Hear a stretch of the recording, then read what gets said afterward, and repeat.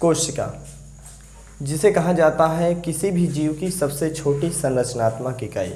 अगर कोई जीव बना है तो किससे बना है? कोशिका से बना है। आज के हम इस वीडियो में आप लोगों को कोशिका से संबंधित सारे प्रश्न हल करवा देंगे। यस, मैं 40 से 50 प्रश्न यहाँ पर बोर्ड पे लिखा हूँ। अगर आज आप चाहे कक्षा 11 के विद्यार्थी हो, चाहे कक्षा 9 के विद्यार्थी हो, चाहे कक्षा 10 के विद्यार्थी हो, चाहे कक्षा 12 के विद्यार्थी हो, 9वीं से लेकर 12वीं तक के विद्यार्थी हो, किसी भी प्रतियोगिता की तैयारी करते हो, अगर आपको कोशिका से संबंधित सामान्य ज्ञान पढ़ना है और आप जैसे जीवन की मौलिक इकाई कक्षा 10वीं में है, कक्षा 9वीं में है जीवन की मौलिक इकाई और कक्षा 11वीं में भी है जीवन की मौलिक इकाई, तो अगर आप पढ़ना चाहते हैं कोशिका से संबंधित तो वीडियो को पूरा देखिएगा और लास्ट में प्रतिक्रिया अपनी बताना कि क्या है। ये आपको क्वालिटी हो सकता है अच्छी ना मिले, लेकिन इसमें के जो इसमें लिखा है, मैं कहता हूँ अगर वीडियो पूरा देख लोगे, 15 से 20 मिनट का वीडियो है, अगर पूरा देख लोगे, गारंटी लेता हूँ कोई अगर गूगल से भी सर्च करके पूछेगा ना तो भी आप पास हो जाओगे। वो गूगल उसका फेल हो जाएगा। मेरे जितना टॉपिक मैं लिखाया हूँ इसको गूगल पे भी नहीं मिल सकता। मैं चैलेंज करता हूँ, सर्च करते रहोगे, 40 प्रश्न को कम से कम 12 घंटा लिखोगे तब मिलेगा। इसको मैंने बहुत ज़्यादा शोध करके, बहुत ज़्यादा सर्च करके, बहुत ज़्यादा स्टडी करके किताबों का सहारा लिया, चैट जीपीटी का सहारा लिया, गूगल का सहारा लिया, जितने भी कोशिका संबंधित हो सका मैं वहाँ पर 40 तो हैं, लेकिन 40 को निकालने में लगभग 4 घंटे मुझे मिले हैं। 4 घंटे लगे हैं मुझे इसको करने में। तो अगर आप वीडियो को पूरा देखोगे तो मैं गारंटी लेता हूँ आज के बाद आपको कोशिका से संबंधित कोई भी समस्याएँ नहीं होगी। तो चलो शुरू करते हैं। बस आपसे यही रिक्वेस्ट है कि अगर वीडियो अच्छा लगे, अगर आपको कुछ भी इससे संबंधित रिलेटेड वीडियो देखना हो तो चैनल को सब्सक्राइब कर दीजिएगा। हाँ, अपना कमेंट ज़रूर करना कि हमारा वीडियो कैसा था। ठीक, चलिए शुरू करते हैं। देखिए कोशिका, यहाँ पर क्या है, प्रश्न क्या है? कोशिका से संबंधित, जीवन की मौलिक इकाई से संबंधित, हम समस्त जीव बने किससे हैं, कोशिका कहते किसे हैं, सारे चीज़ों का हम विश्लेषण करने वाले हैं। सबसे पहले यहाँ पर देखिए, कोशिका जीवन की क्या है? मूल इकाई है। ये आपको पता होना चाहिए, कोशिका जीवन की मूल इकाई है। सबको पता है, ये तो सबको पता होगा कि कोशिका जीवन की मूल इकाई है। कोशिका की खोज रॉबर्ट हुक ने किया, 1665 ईस्वी में किया। जीवित कोशिका की खोज एंटोनी वान लीवेनहॉक ने किया। लेकिन अगर आपसे पूछा जाए कि कोशिका का डाकघर क्या है, कोशिका का नियंत्रण किसके पास होता है, कोशिका का विभाजन कहाँ पर होता है, कोशिका का निर्माण कहाँ पर होता है, तो ये सब कहाँ से मिलेगा? सारे प्रश्न यहाँ पर रखे हुए हैं। तो ध्यान से सुनना मेरी बातों को, मैं क्या कह रहा हूँ। तो सबसे पहले यहाँ पर क्या है कि कोशिका जीवन की क्या है? मूल इकाई है। यानी जीवन का, हमारे कोई भी जीव बना है उसकी मूल इकाई क्या है? कोशिका है। समझे? फिर उसके बाद क्या है? कोशिका का अध्ययन क्या कहलाता है? कोशिका का अध्ययन कहलाता है साइटोलॉजी। कोशिका का अध्ययन क्या कहलाता है? साइटोलॉजी। कोशिका की खोज किसने किया? रॉबर्ट हुक ने किया। कोशिका की खोज 1665 ईस्वी में रॉबर्ट हुक ने किया। एक एक पॉइंट्स को ध्यान से सुनना और उसको फेयर में जरूर उतार लेना। कोशिका की खोज 1665 ईस्वी में रॉबर्ट हुक ने किया। जीवित कोशिका की खोज लीवेनहॉक ने किया। पूरा नाम इनका था एंटोनी वान लीवेनहॉक। ये मत सोचना कि शॉर्टकट में लिख लें, इनका पूरा नाम था एंटोनी वान लीवेनहॉक, जिन्होंने 1674 ईस्वी में एक विकसित सूक्ष्मदर्शी द्वारा कोशिका की खोज की। समझे? कोशिका की खोज सबसे पहले किसने किया? रॉबर्ट हुक ने किया। कब किया? 1665 ईस्वी में किया। कैसे किया था? अपने द्वारा बनाई गई सूक्ष्मदर्शी द्वारा। लेकिन ये जो एंटोनी वान लीवेनहॉक थे, इन्होंने एक विकसित प्रकार की कोशिका, विकसित सूक्ष्मदर्शी के द्वारा कोशिका की खोज की। कहाँ पर किया था? जल में किया था, पानी में किया था, जीवित कोशिका की खोज। ठीक, आगे बढ़े। कोशिका सिद्धांत का किसने प्रतिपादन किया था? कोशिका सिद्धांत का प्रतिपादन किया था स्लाइडेन और स्वान। इसका जो रिव्यू समरी देखना चाहते हैं तो इसके पहले मैं एक वीडियो बना दिया हूँ, उसको देख सकते हैं, या फिर डिस्क्रिप्शन में जाकर उसको देख सकते हैं, समरी इस वीडियो का। यानी आप कह सकते हैं कि इस वीडियो का जो शॉर्टकट है, ओवरव्यू आप देख सकते हैं, वीडियो के डिस्क्रिप्शन में आपको मिल जाएगा। 4-5 मिनट का वीडियो है। ठीक, अब प्रश्न आता है कि कोशिका कितने प्रकार की होती है? इस ब्रह्मांड में कोशिका 2 प्रकार की ही होती है। अजीव 2 प्रकार के होते हैं। कुछ जीव होते हैं एक कोश की, कुछ जीव होते हैं बहुकोश की। जैसे मनुष्य, कुत्ता, बिल्ली, गाय, भैंस, ये सब क्या है? बहुकोश के हैं। और अमीबा, पैरामीशियम, यूग्लिना, बैक्टीरिया, ये सब क्या है? एक कोष के जीव। एक कोष के जीव मरने से पहले अपना कोशिका विभाजन के द्वारा नई कोशिका के जीव को बना देते हैं। बहुकोष के जीव अपनी संतान को जनन के द्वारा उत्पन्न करते हैं। तो पता हो गया आपको। तो कोशिका के प्रकार मैं यहाँ पर बता रहा हूँ। कोशिका के प्रकार दो हैं, एक है प्रोकैरियोटिक कोशिका, एक है यूकैरियोटिक कोशिका। प्रोकैरियोटिक कोशिका और यूकैरियोटिक कोशिका, कोशिकाएं दो प्रकार की होती हैं। प्रोकैरियोटिक कोशिका किस में होती है? जीवाणुओं में होती है और नीले हरे शैवालों में होती है। जीवाणुओं और नीले हरे शैवालों में पाई जाती है क्या? जीवाणुओं और नीले हरे शैवालों में पाई जाती है प्रोकैरियोटिक कोशिका। बाकी दुनिया के समस्त जीवों में पाया जाता है यूकैरियोटिक कोशिका। ये आपको पता होना चाहिए। जीवाणु और नीले हरे शैवाल में कौन सी कोशिका पाई जाती है? प्रोकैरियोटिक कोशिका। और दुनिया की समस्त चीज़ों में पाई जाती, समस्त वस्तुओं में पाई जाती है जो जीवित हैं, उसमें क्या पाया जाता है? यूकैरियोटिक कोशिका। ठीक। अगर आपसे कहा जाए कि प्रोकैरियोटिक कोशिका किस में होती है, तो आप बताइएगा जीवाणु और बैक्टीरिया, जीवाणु और नीले हरे शैवाल, इसमें पाया जाता है क्या? प्रोकैरियोटिक कोशिका। और बाकी समस्त जीवों में क्या पाया जाता है? यूकैरियोटिक कोशिका। जैसे कुत्ता में यूकैरियोटिक कोशिका, नीम में यूकैरियोटिक कोशिका, मानव में यूकैरियोटिक कोशिका, कोई भी पक्षी हो यूकैरियोटिक कोशिका। ठीक। तो यूकैरियोटिक कोशिका पौधों में और जंतुओं में पाया जाता है। दो ही जीव ऐसे हैं जो क्या है? नीले हरे शैवाल और जीवाणु जो है इसमें प्रोकैरियोटिक पाया जाता है। समझ में आ रहा है ना मेरी बात? चलो आगे देखते हैं। अब कोशिका के अंग क्या है? कोशिका के बहुत से अंग हैं। यहाँ पर मैं आपको बता रहा हूँ कोशिका के अंग में सबसे पहले आपको सबसे मेन जो है नाभिक, जिसको कहा जाता है क्या? न्यूक्लियस। कोशिका का है नाभिक। नाभिक क्या कहते हैं? देखिए, नाभिक में अनुवांशिक पदार्थ डीएनए का भंडार रहता है। नाभिक में क्या होता है? अनुवांशिक पदार्थ डीएनए का भंडार रहता है। डीएनए नाभिक में भरे रहते हैं। हम लोग अपने माता पिता के समान हैं, किसी कारण? अनुवांशिक लक्षण के कारण। कुत्ते का बच्चा कुत्ते के ही समान क्यों होता है? क्योंकि वो उसके अपने माता पिता के अनुवांशिक लक्षण पाया होता है। आपके माता पिता के अनुवांशिक लक्षण आपके शरीर में स्थानांतरित हो गए हैं, इसलिए आप अपने माता पिता की तरह हैं, जिसको कहते हैं हम लोग डीएनए। डीएनए यानी अनुवांशिक लक्षण किस में होता है? नाभिक में होता है। तो यहाँ पर देखिए, नाभिक में अनुवांशिक पदार्थ जिसका नाम है डीएनए का क्या रहता है? भंडार रहता है। फिर उसके बाद देखिए माइटोकांड्रिया। माइटोकांड्रिया क्या है? ऊर्जा घर है। यानी हम लोग जो एक्स्ट्रा भोजन कर लेते हैं वो कहाँ पर? माइटोकांड्रिया में जाकर इकट्ठा रहता है। जैसे हमारे पास पैसा ज़्यादा हो गया तो उसको हम एक गुल्लक में, एक बैंक में इकट्ठा कर देते हैं। ठीक उसी प्रकार हमारे द्वारा ग्रहण किया गया भोजन जो अतिरिक्त होता है वो जाकर माइटोकांड्रिया में इकट्ठा हो जाता है। तो यहाँ पर देखिए क्या? ऊर्जा घर, इसे कोशिका का पावर हाउस भी कहते हैं। अगर आपसे कहा जाए कोशिका का पावर हाउस क्या है? माइटोकांड्रिया है। ऊर्जा घर किसे कहा जाता है? कोशिका का ऊर्जा घर किसे कहा जाता है? तो माइटोकांड्रिया है। माइटोकांड्रिया ऊर्जा घर या पावर हाउस। ठीक, आगे बढ़ते हैं। कोशिका का नियंत्रण, कोशिका को नियंत्रित कौन रखता है? तो केंद्रक रखता है। केंद्रक जो है वो कोशिका पर नियंत्रित रखता है। ठीक।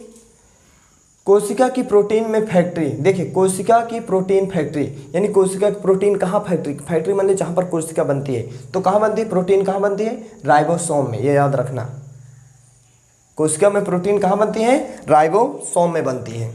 उसके बाद है क्या? कोशिका का पाचन तंत्र क्या है? कोशिका का पाचन कहाँ होता है? कोशिका का पाचन तंत्र है क्या? तो आपको पता होना चाहिए कोशिका का पाचन तंत्र है लाइसोसोम। याद रखना, राइबोसोम और लाइसोसोम में अंतर है। तो यहाँ पर मैंने क्या कहा था पहले, इसके देखिए, कोशिका की प्रोटीन फैक्ट्री क्या है? राइबोसोम। और यहाँ पर क्या है? कोशिका का पाचन तंत्र क्या है? लाइसोसोम। दोनों में अंतर है। ठीक। उसके बाद देखिए श्रवण और पैकिंग, यहाँ पर कहाँ पर कोशिका का पैक करके रखा रहती है। कोशिका कहाँ पर पैकिंग में रखती है, तो उसे क्या कहते हैं? गॉल्जी तंत्र कहते हैं। उसे क्या कहते हैं? गॉल्जी तंत्र। याद रखना। ठीक। उसके बाद प्रोटीन का संश्लेषण कहाँ होता है? राइबोसोम में होता है। प्रोटीन का संश्लेषण कहाँ पर होता है? राइबोसोम में होता है। वसा का संश्लेषण कहाँ पर होता है? स्मूथ में होता है। यानी वसा कहाँ पर पाचित होती है? स्मूथ में होती है। और प्रोटीन कहाँ पर पाचित होती है? राइबोसोम में होती है। समझ में आ रहा है ना मेरी बात है? अब आगे देखिए, प्रकाश संश्लेषण कहाँ होता है? क्लोरोप्लास्ट में होता है। प्रकाश संश्लेषण द्वारा हम लोग जानते हैं ना कि पेड़ पौधे अपना भोजन बनाते हैं प्रकाश संश्लेषण द्वारा। आपको पता कि नहीं पता है? नहीं पता तो पता करिए कि पेड़ पौधे जितने भी होते हैं अपना भोजन कैसे बनाते हैं? प्रकाश के संश्लेषण की क्रिया के द्वारा। ठीक। उसके बाद देखिए मानव की सबसे बड़ी कोशिका क्या है? अंडाणु। हम समस्त मानव की जो सबसे बड़ी कोशिका है उसका नाम है अंडाणु, जो पाया जाता है फीमेल में। किस में पाया जाता है? फीमेल, यानी स्त्रियों में पाया जाता है अंडाणु। उसके बाद क्या है? मानव की सबसे छोटी कोशिका का नाम है शुक्राणु, ये पाया जाता है मेल में यानी पुरुषों में। ठीक। सबसे बड़ी कोशिका मानव की क्या है? अंडाणु, जो मानव में जो पुरुषों में पाई जाती है, और सबसे छोटी कोशिका क्या है? जो महिलाओं में पाई जाती है, सॉरी पुरुषों में। सबसे बड़ी कोशिका महिलाओं में, सबसे छोटी कोशिका पुरुषों में। ठीक। उसके बाद देखिए दुनिया की सबसे बड़ी कोशिका, पूरी दुनिया, पूरे ब्रह्मांड का, पूरी दुनिया की जो सबसे बड़ी कोशिका है उसका नाम है क्या? शुतुरमुर्ग का अंडा। दुनिया की सबसे छोटी कोशिका का नाम है क्या? माइक्रोप्लाज्मा। ठीक। अब आगे चलते हैं। सबसे लंबी कोशिका हमारे मानव, हम लोग की सबसे लंबी कोशिका यहाँ पर ये रीढ़ की हड्डी से ऐसे होते हुए पैरों तक हमारी जाती है जो कोशिका, इसको नाम क्या है? न्यूरॉन, जिसको तंत्रिका कोशिका भी कहते हैं। ये बात समझिएगा, न्यूरॉन को ही कहा जाता है क्या? तंत्रिका कोशिका। ठीक। यहाँ से इस सिरे से होकर जाती है। ठीक। उसके बाद देखिए सबसे मजबूत कोशिका क्या है? हड्डी की कोशिका। हड्डी की कोशिका जो होती है वो सबसे मजबूत कोशिका होती है, याद रखना, तभी तो सॉलिड होती है। तोड़ने में देखिए, इसको तोड़ सकते हो ऐसे, हाथ वाली तो इसको नोच सकते हो, लेकिन हड्डी नोच के दिखाओ। तो जो है क्या? सबसे मजबूत कोशिका क्या है? हड्डी की कोशिका। सबसे तेजी से विभाजित होने वाली कोशिका क्या है? त्वचा की। हम लोग देखते हैं ना, हमारे त्वचा में हमारी चमड़ियाँ उधरती रहती हैं, तो त्वचा की जो कोशिका होती हैं वो सबसे ज़्यादा विभाजित होने वाली कोशिका होती हैं। आरबीसी का जीवन काल क्या होता है? ये आरबीसी मतलब रेड ब्लड कार्पल्स, जो लाल खून होता है, जो लाल रक्त होता है, उसकी बात कर रहा है। तो आरबीसी का जीवन काल क्या होता है? 120 दिन होता है। आरबीसी में क्या नहीं पाया जाता? नाभिक नहीं होता। हम मानवों में आरबीसी में नाभिक नहीं पाया जाता है, पता है कि नहीं पता? सुनिए, हम मानवों में आरबीसी नहीं पाया जाता है। मानव में 37 ट्रिलियन कोशिकाएं होती हैं। अब यहाँ पर एक प्रश्न बनता है, कभी ना सुना होगा कि मानव में कितनी कोशिकाएं होती हैं। हम समस्त मानवों में कितनी कोशिकाएं? तो लगभग 37 ट्रिलियन। कितना? लगभग 37 ट्रिलियन, यानी 37 खरब। 37 ट्रिलियन को ही 37 खरब भी कहते हैं। आप चाहे ट्रिलियन बोलो और चाहे आप बोलो 37 खरब। तो हम समस्त मानवों में कोशिका कितनी होती है? 37 खरब कोशिका हमारे शरीर में पाई जाती है। ठीक। उसके बाद देखिए सबसे अधिक कोशिका किस में होती है? आरबीसी में होती है। सबसे अधिक कोशिका किस में होती है? आरबीसी में होती है। उसके बाद देखिए कोशिका झिल्ली का संरचना किसने बनाया, यानी कोशिका झिल्ली का निर्माण सबसे पहले किसने किया? तो एक कवि थे, कवि नहीं, इनको कहते हैं क्या, जो वैज्ञानिक थे उनका नाम है सिंगर एवं लिकोनसल। दो व्यक्ति थे जिन्होंने क्या बनाया था? कोशिका झिल्ली का निर्माण किया था। ठीक।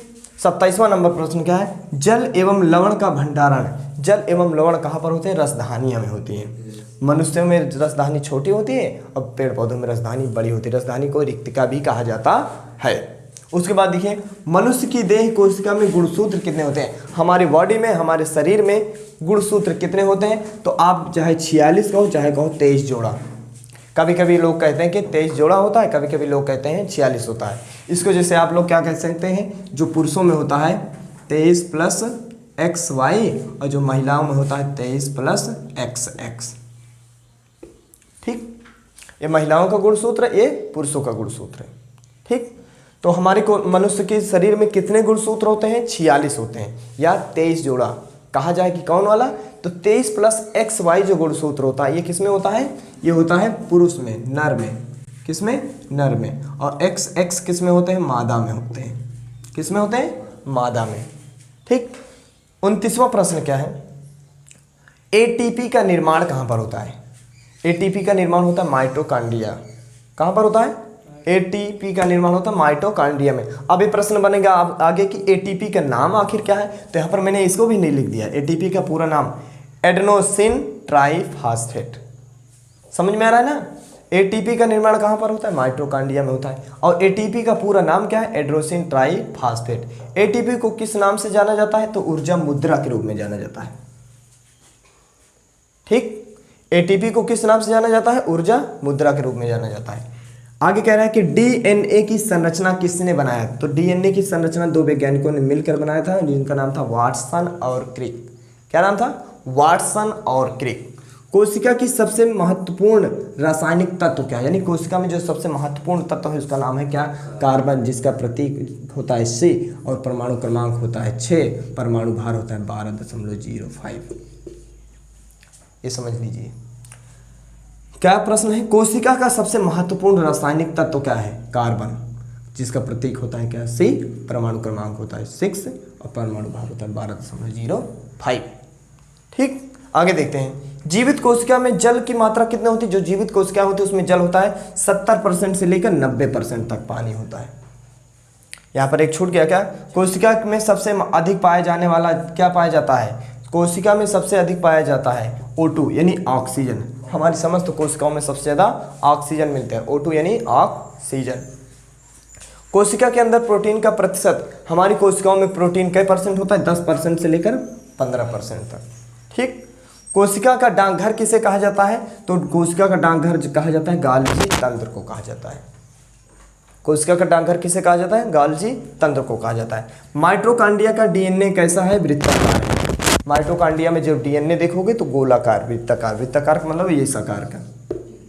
ठीक, WBC का जीवन काल कितना दिन होता है? 12 से लेकर के 20 दिन तक। RBC का हम लोग पढ़े थे ना 120 दिन तक होता है। कहाँ मिला था? ये देखो प्रश्न नंबर 22वें में। तो यहाँ पर क्या है? WBC का जीवन काल 12 दिन से लेकर 120 दिन तक होता है। उसके बाद क्या है? RBC का निर्माण कहाँ होता है? अस्थि मज्जा में होता है। RBC लाल वाला खून, तो RBC का निर्माण कहाँ होता है? अस्थि मज्जा में होता है। WBC कहाँ बनते हैं? अब ये भी प्रश्न आता है। तो WBC भी अस्थि मज्जा में बनते हैं, लेकिन ये लसिका के अंदर भी बन जाते हैं कभी कभी। तो इसको कहा जाता है क्या? WBC का निर्माण होता है अस्थि मज्जा और लसिका में। सूक्ष्मदर्शी का आविष्कार किसने किया? सबसे पहले सूक्ष्मदर्शी किसने बनाया? जॉनसन ने। शायद आपको पहले बार प्रश्न सुनाए होंगे कि सूक्ष्मदर्शी सबसे पहले किसने बनाया था। तो सूक्ष्मदर्शी का आविष्कार सबसे पहले किसने किया था? जॉनसन ने। इलेक्ट्रॉन सूक्ष्मदर्शी का आविष्कार कब हुआ था? 1931 ईस्वी में। ठीक, उसके बाद WBC का कार्य क्या है? रोगों से रक्षा प्रदान करना। अब मेरा प्रश्न ये है कि इलेक्ट्रॉन सूक्ष्मदर्शी का आविष्कार किसने किया? अगर आप डिस्क्रिप्शन में जो वीडियो पढ़ा है उसको देखे होंगे, कल वाला जो वीडियो देखे होंगे, तो आपको पता होगा कि इलेक्ट्रॉन सूक्ष्मदर्शी की खोज कब और किसने की थी। ये आपको कमेंट करके बताना है। नहीं पता है तो डिस्क्रिप्शन में जो वीडियो है जाकर देख लो, इस प्रश्न का जवाब मिल जाएगा। इलेक्ट्रॉन सूक्ष्मदर्शी की खोज किसने किया था? तो आशा करता हूँ जो भी मैं बताने की कोशिश किया हूँ आपको समझ में आया होगा। अगर समझने की कोशिश करोगे तो समझ में आ जाएगा। हाँ, मैं मानता हूँ ये वाइट बोर्ड है, डिजिटल बोर्ड नहीं है, लेकिन इसमें जो लिखा हुआ चीज़ है वो डिजिटल से भी कम नहीं है। पढ़ाई अगर आप अपनी मजबूत करना चाहते हो तो हमसे जुड़िए। हम बेसिक से लेकर एकदम एडवांस तक पढ़ाएंगे, एक एक टॉपिक बताएंगे। अगर कोशिका शुरू किए हैं तो कोशिका के बारे में जब तक ख़त्म नहीं कर देंगे, ये कोशिका इतनी आप टॉपिक पढ़ लिए, मैं गारंटी लेता हूँ कि अगर गूगल से भी कोई कोशिका से संबंधित प्रश्न पूछेगा तो आप उसका हंसते हंसते जवाब दे दोगे। चलो फिर मिलेंगे अगले वीडियो में कल किसी और टॉपिक के साथ। इसमें कोशिका के अंदर और से बहुत सी चीज़ें हैं, उससे रिलेटेड वीडियो लाएंगे। चाहे 11 के विद्यार्थी हो, चाहे 10 के विद्यार्थी हो, चाहे 9 के विद्यार्थी हो, चाहे जनरल नॉलेज पढ़ने वाले विद्यार्थी हो, उस सभी के लिए ये वीडियो है। तो शेयर कर दीजिए अपने दोस्तों के साथ, अपने भाइयों के साथ, और कमेंट करके बताइए कि हमारा वीडियो कैसा था। तो आज के दिन बस इतना ही, बस इतना ही रिक्वेस्ट है कि अगर वीडियो अच्छा लगा हो तो चैनल को सब्सक्राइब जरूर करना। Thank you.